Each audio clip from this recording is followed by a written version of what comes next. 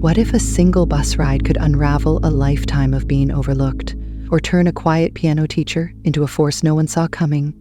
Picture this. Evelyn Harper, a mom discarded by her own family, steps off a dusty Greyhound with her son, only to stumble into a chance that could rewrite her entire story. Shocking? Heartbreaking? You decide, because this tale of grit and redemption will hit you right in the feels. Subscribe now and join us to hit 1,000 subscribers. Don't miss the ride. Evelyn Harper stood in the dim light of her small Ohio living room, folding Ethan's favorite blue sweatshirt into a worn duffel bag.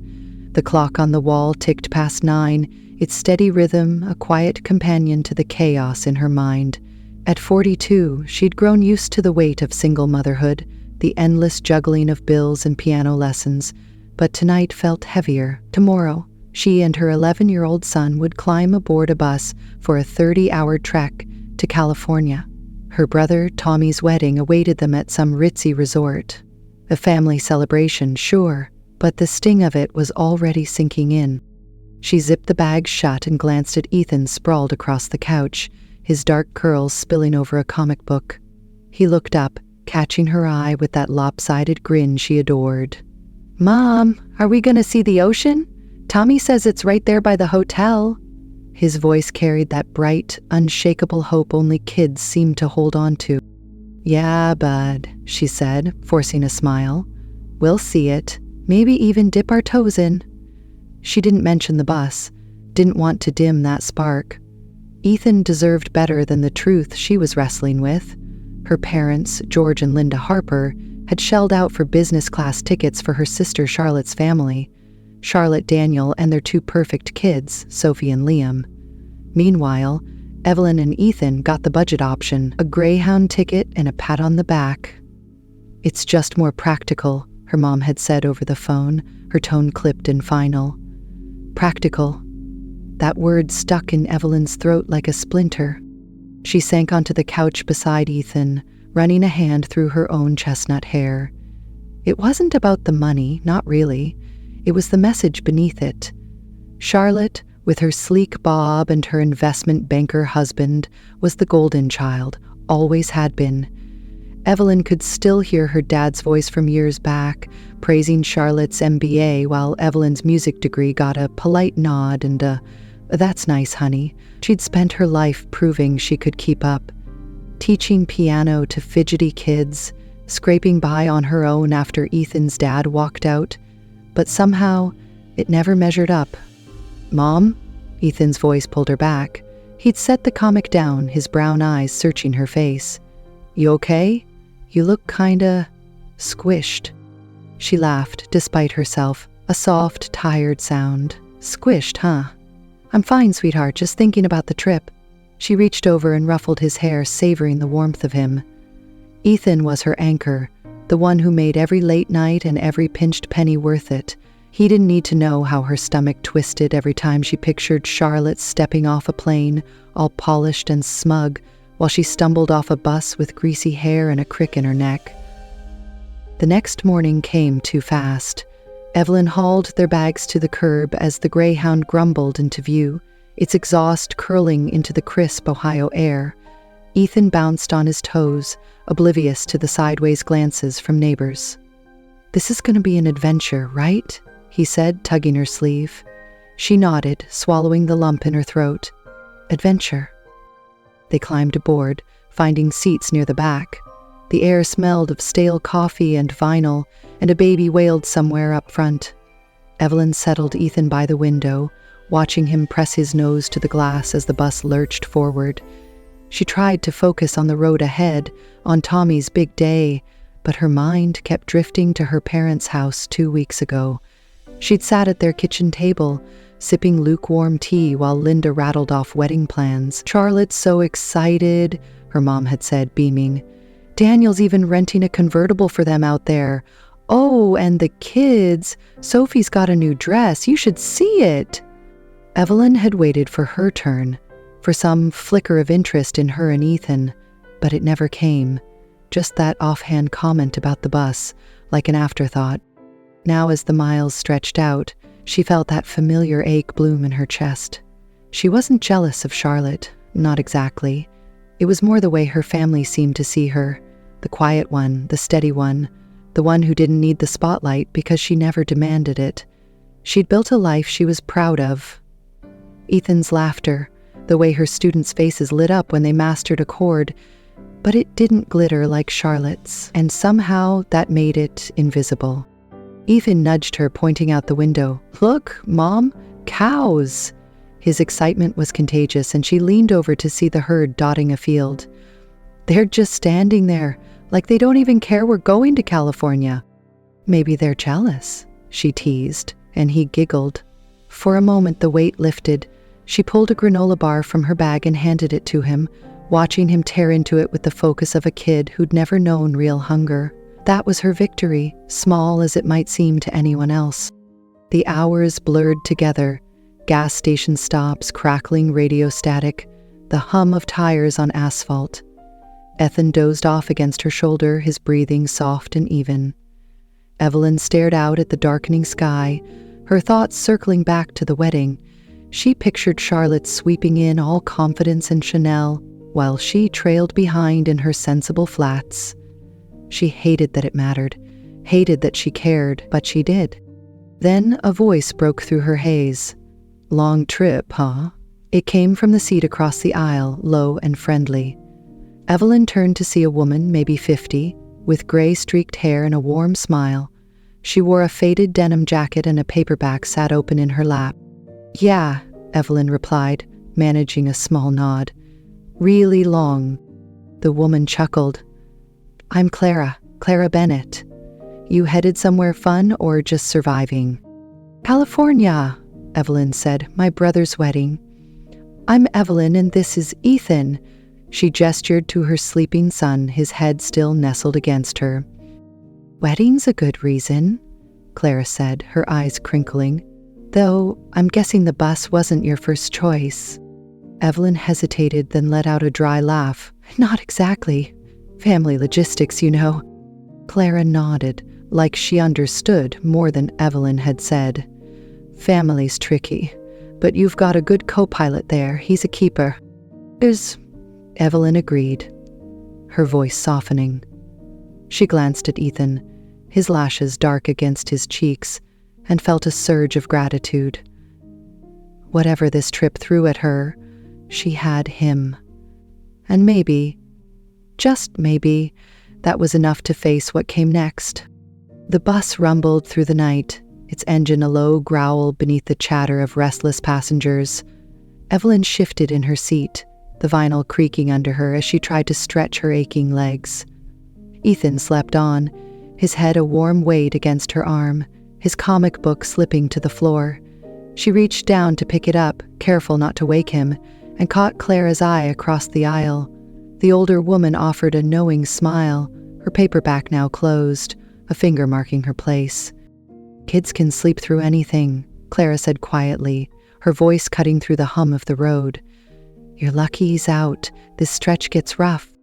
Evelyn nodded, brushing a curl from Ethan's forehead. "He's always been like that, even as a baby. Storms, fireworks, didn't matter. He'd just snooze right through." She paused, then added, "I wish I could borrow some of that peace tonight." Clara tilted her head, studying her with a gentle curiosity. Long trips have a way of stirring things up, don't they? All that time to think. "Yeah," Evelyn admitted, her gaze drifting to the window. The world outside was a blur of shadows and headlights, an endless stretch of highway that felt like it was pulling her further from home and closer to something she wasn't ready to face. Too much time, maybe. Clara didn't push, just leaned back in her seat, her hands resting easy on her lap. "Where'd you say you're from again?" "Yep, little town called Millwood. Nothing fancy, just trees, a diner, and too many nosy neighbors." Evelyn's lips quirked into a half smile, but it faded fast. "It's home, though. Been there since Ethan was born." "Sounds cozy," Clara said. "I grew up in a place like that, southern Indiana, cornfields for days. Left as soon as I could, but I miss it sometimes. The quiet, you know." Evelyn nodded, though she wasn't sure she did. Millwood's quiet had started to feel stifling lately, like a blanket she couldn't shake off. She loved her life there, the worn piano in her living room, the kids who stumbled through scales with wide-eyed determination. But it was a small life, one that never seemed to reach beyond the town limits. Not like Charlotte's, with her high-rise condo and her husband's corner office. "You a teacher?" Clara asked, pulling Evelyn from her spiral. "You've got that look, like you're used to wrangling chaos." Evelyn laughed, a soft sound that surprised her. "Piano teacher, guilty as charged. How'd you guess?" "It's the patience," Clara said with a grin. "I taught music too, back in the day. Middle schoolers, mostly. They'd butcher Beethoven like it was a personal mission, but every once in a while, one of them would get it just light up, made it worth it." "That's it exactly," Evelyn said, her voice warming. "There's this girl, Lily, in my class now. She's 9, shy as anything, but when she plays, it's like the room holds its breath. Makes me feel like I'm doing something right." Clara's eyes softened. "You are. Trust me, those kids don't forget you. I still get letters from mine sometimes, years later. They remember the ones who believed in them." Evelyn looked down at Ethan, his chest rising and falling, and felt a pang of something she couldn't name. She'd always told herself that was enough. Her students, her son, the little world she'd carved out. But sitting here, on this endless bus ride to a wedding where she'd be the odd one out, it didn't feel like enough anymore. "You ever miss it?" she asked, glancing back at Clara. "Teaching, I mean." "Sometimes," Clara said, her tone thoughtful. "I freelanced after that. Writing curriculum, consulting, that sort of thing. Keeps me moving, keeps it fresh. But there's nothing like standing in front of a kid and seeing them find their sound." She paused, then added, "What about you? You ever think about doing more with it?" The question landed like a stone in Evelyn's chest. More. She'd dreamed of it once. Composing maybe, or running her own studio. But dreams like that had faded under the weight of diapers and rent checks. "I used to," she said finally. "Life got in the way, I guess. Single mom, small town. It's not exactly the fast track to anything big." Clara didn't argue, just nodded like she'd heard that story before. "Life's good at throwing curveballs. Doesn't mean the game's over, though." Before Evelyn could respond, Ethan stirred, blinking awake with a sleepy groan. "Mom, are we there yet?" "Not yet, bud," she said, smoothing his hair. "Still a ways to go." He rubbed his eyes and peered across at Clara. "Who's she?" "This is Clara," Evelyn said. "We're keeping each other company." "Hi, Clara Athlon," Ethan mumbled, then perked up. "My mom's the best piano teacher ever. She can play anything. Chopin, Mozart, even that song from the Avengers I like." Evelyn's face flushed. "Ethan, hush. Clara doesn't need my resume." But Clara laughed, a rich, easy sound. "Oh, I like this kid. He's got taste. Chopin and superheroes? You're raising a Renaissance man." "He's something, all right," Evelyn said, her embarrassment softening into pride. Ethan grinned, settling back against her, and for a moment, the bus didn't feel so cramped. The conversation drifted after that. Music, small towns, the quirks of teaching kids who'd rather be anywhere else. Clara had a way of listening that made Evelyn feel seen, not just heard, and it loosened something inside her. She found herself talking about the wedding, the words spilling out before she could stop them. "My sister's the star of the show," she said, her voice low. "Always has been. She's got the big life, fancy job, perfect family. My parents eat it up. Me and Ethan, we're just the extras." Clara didn't flinch, didn't offer empty platitudes. "That's rough," she said simply. "Sounds like they're missing the real story." Evelyn shrugged, but the words stuck with her. The real story. What was that, anyway? A tired mom on a bus, chasing a family that barely noticed her? She wanted to believe there was more, but the evidence was stacked against her. or so it felt, with every mile ticking by. The bus jolted over a bump, and Ethan muttered something about cows in his sleep. Clara smiled, then leaned closer. "You know, I've met a lot of extras who turned out to be the main event. Takes time sometimes, and a little luck." Evelyn didn't know what to say to that, so she just nodded, her throat tight. The road stretched on, dark and unyielding, but for the first time since they'd left Millwood, she felt a flicker of something. Hope, maybe? Or just the comfort of not being alone. Clara settled back with her book, and Evelyn rested her head against the seat, letting the hum of the engine pull her toward an uneasy sleep. Whatever waited in California, she'd face it. She had Ethan, and now, maybe, a stranger who saw more than her family ever had. The bus shuddered to a stop at the edge of a sun-bleached parking lot, brakes hissing like a tired sigh. Evelyn blinked awake, her neck stiff and her mouth dry, as Ethan tugged at her sleeve. "Mom, we're here! Look, palm trees!" His voice was bright, cutting through the fog of 30 hours on the road.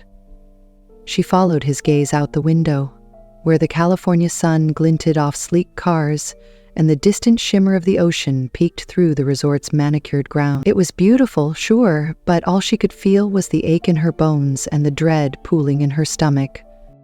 They stumbled off the bus, duffel bags slung over their shoulders, and Evelyn caught a glimpse of herself in a nearby window, hair flattened, eyes shadowed, her faded green blouse wrinkled beyond saving. Ethan, though, looked unbothered, his sneakers kicking up dust as he spun around, taking it all in. "This place is huge," he said, grinning. "Think they've got a pool?" "Probably," she murmured, forcing a smile. "Let's find Grandma and Grandpa first, okay?" She straightened her shoulders, trying to shake off the exhaustion. This was Tommy's day after all, her baby brother, the one Harper kid who'd always had her back. She could do this for him. The resort lobby was a swirl of marble and laughter, guests in crisp linens milling around with champagne flutes. Evelyn spotted her parents near the check-in desk, Linda fussing over a floral arrangement while George adjusted his tie. Charlotte stood beside them, radiant in a cream sundress, her kids darting around her legs like polished little satellites. Daniel, her husband, scrolled his phone, looking every bit the Wall Street kingpin even on vacation. "Evelyn!" Linda called, her voice sharp with surprise, as if she hadn't expected them to actually show up. "You made it! How was the trip?" "Long," Evelyn said, setting her bag down. Ethan hugged his grandparents, oblivious to the tension, and George ruffled his hair with a gruff, "Good to see you, sport." Charlotte turned, her smile tight. "Oh, wow, you look tired. That bus must have been brutal. We had the smoothest flight. Liam slept the whole way, didn't you, sweetie?" She patted her son's head, and he nodded like it was a rehearsed line. "It was fine," Evelyn lied, her jaw tightening. "We managed." "Well, you're here now," Linda said, already turning back to Charlotte. "Sophie's dress for tomorrow is just darling. She's been twirling around all morning. You should have seen her on the plane, Evelyn. Such a little lady." Evelyn nodded, the words sliding past her like background noise. She'd heard it all before, the endless parade of Charlotte's triumphs, big and small. Ethan tugged her hand, whispering, "Can we go see the pool now?" She squeezed his fingers, grateful for the excuse, but before she could answer, Charlotte piped up again. "So, still teaching piano, Ave? That's sweet. Keeps you busy, I guess." The question hung there, laced with something sharp. Evelyn felt Ethan stiffen beside her, his small hand clenching hers. "Yeah," she said, keeping her voice even. "It does." "She's the best," Ethan cut in, his chin jutting out. "Her students love her. She's way better than some boring office job." Charlotte laughed, a high, brittle sound. "Oh, bless your heart, Ethan. Not everyone's cut out for the big leagues, right?" She glanced at Daniel, who smirked without looking up from his phone. Evelyn's chest burned, but she swallowed it down, her arms slipping around Ethan's shoulders. "Let's go check in," she said quietly, steering him away. She could feel her parents' eyes on her back. Linda's faint tisk of disapproval. But she didn't turn around. Not this time. The rehearsal dinner that night was worse. The patio glowed with string lights, the air thick with salt and perfume, and Evelyn sat at the edge of the family table, picking at her salad. Tommy, bless him, kept the mood light, cracking jokes about his bride-to-be, but Charlotte dominated the conversation. Her latest promotion, Daniel's new car, Sophie's ballet recital. Linda beamed, George nodded along, and Evelyn felt herself shrinking, her fork tracing circles in the dressing. Then Ethan, bless his fierce little heart, spoke up. "Mom's teaching a kid who can play Chopin now. That's harder than dancing, I bet." Charlotte's smile faltered. "Chopin's nice, I suppose, but it's not exactly changing the world, is it?" "Enough," Evelyn snapped, her voice low but firm. The table went quiet, forks pausing midair. She met Charlotte's eyes, years of swallowed words rising up. "It's enough for me. And for Ethan. That's what matters." Linda cleared her throat, smoothing her napkin. "Well, let's not get dramatic. It's Tommy's night, after all." Evelyn sank back, her pulse pounding. Ethan leaned into her, whispering, "You're awesome, Mom." And she clung to that like a lifeline. But the damage was done. The rift laid bare, the air heavy with things unsaid. Later, as the crowd thinned and Ethan chased fireflies near the pool, Evelyn slipped away to the edge of the patio, her hands gripping the railing. The ocean murmured in the distance, a steady heartbeat against the chaos in her head. She didn't hear the footsteps until Clara's voice broke through. "Rough night, huh?" Evelyn turned, startled. Clara stood there, denim jacket swapped for a simple black top, her gray hair catching the light. "What are you doing here?" Evelyn asked, her voice hoarse. "Music conference down the road," Clara said, stepping closer. "Crashed the open bar." "Don't tell," she nodded toward the table. "Saw that little showdown? You okay?" Evelyn let out a shaky laugh. "Not really. I don't know why I let her get to me." "Because she's family," Clara said simply. "They know where the buttons are, but you stood up. That's something." "Barely," Evelyn muttered. "I should have said more or less. I don't know." Clara leaned against the railing, her gaze steady. "You said what you needed to, and that kid of yours, he's got your back. You're raising a good one." Evelyn smiled faintly, thinking of Ethan's defiance. "He's the best thing I've got." "Then you've got a lot," Clara said. She paused, then added, "Listen, I'm heading back tomorrow, but I'd love to talk more about music, teaching, whatever. I'm with Soundwave Academy now, and we're looking for fresh ideas. No pressure, just think about it." Evelyn blinked, caught off guard. "Soundwave? The education people?" "That's us," Clara said with a grin. "You've got something, Evelyn. Don't let anyone tell you different." The words hung there, simple and solid, as Clara slipped back into the crowd. Evelyn stood alone, the ocean whispering promises she wasn't sure she could believe. But for the first time in years, she wondered if maybe, just maybe, there was more to her story than she'd let herself see. The morning after the rehearsal dinner, Evelyn woke to the sound of waves crashing against the shore, a relentless rhythm that seeped through the thin walls of their resort room.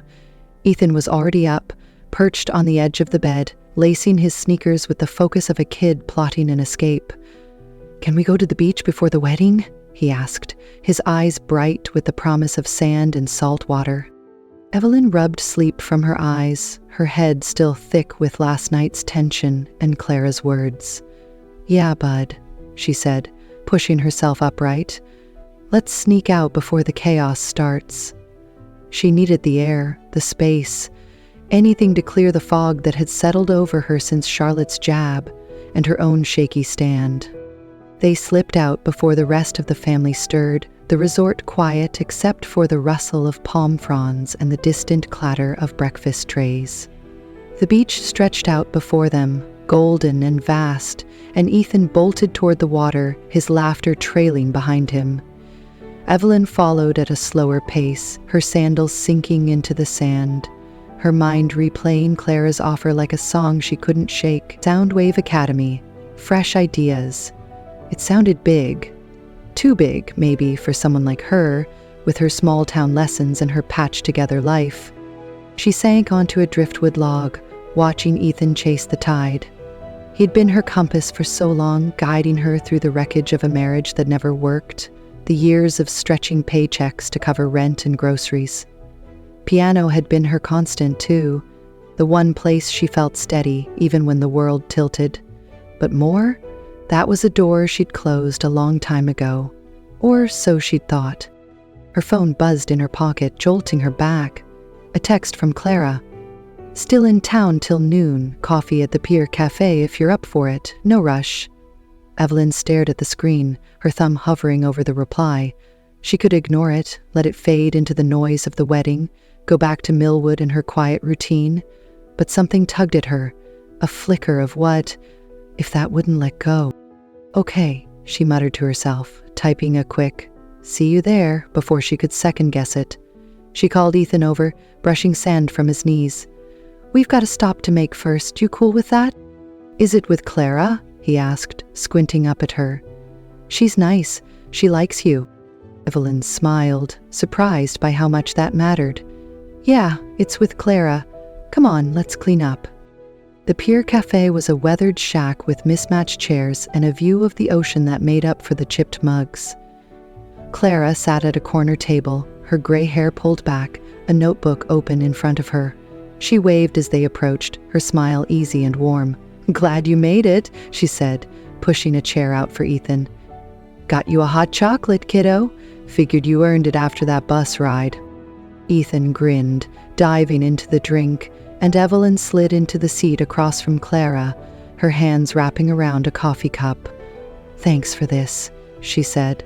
"I wasn't sure I'd come." "But you did," Clara replied, her tone light but pointed. "That's half the battle. So what's on your mind?" Evelyn took a sip, the bitter warmth grounding her. "Last night, you mentioned Soundwave. I don't even know what that means for someone like me. I teach kids scales, not whatever you're looking for." Clara leaned forward, her eyes steady.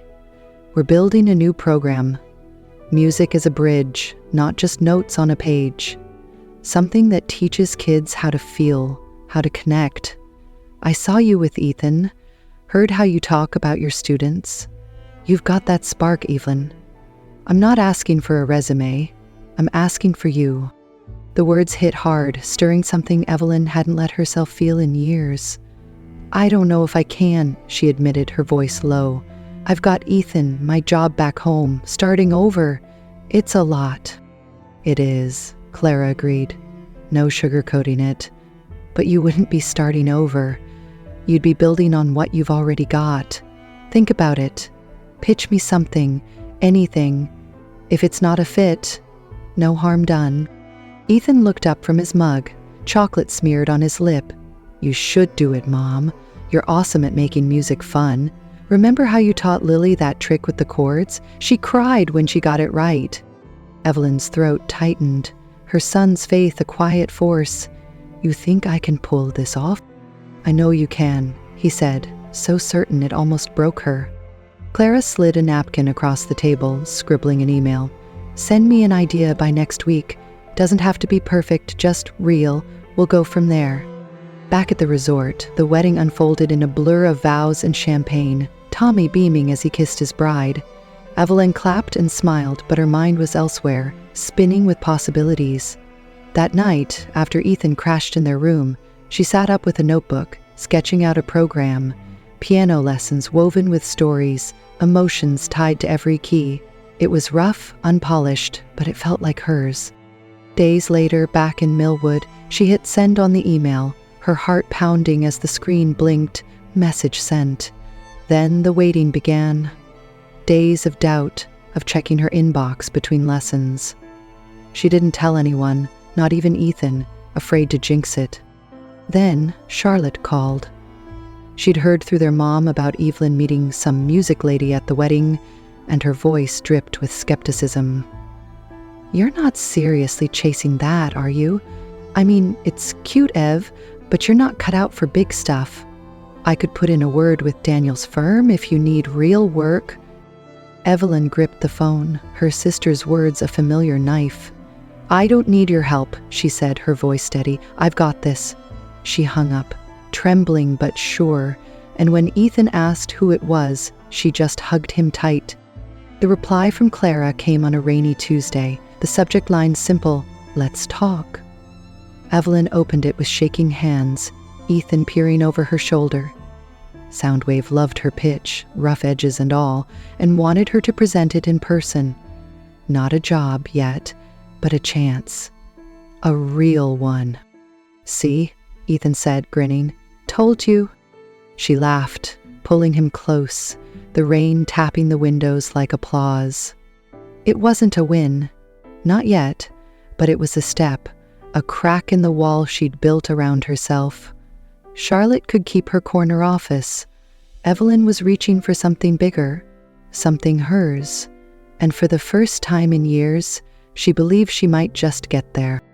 The rain had stopped by the time Evelyn stepped off the plane in Chicago, Ethan bouncing beside her with his backpack slung over one shoulder.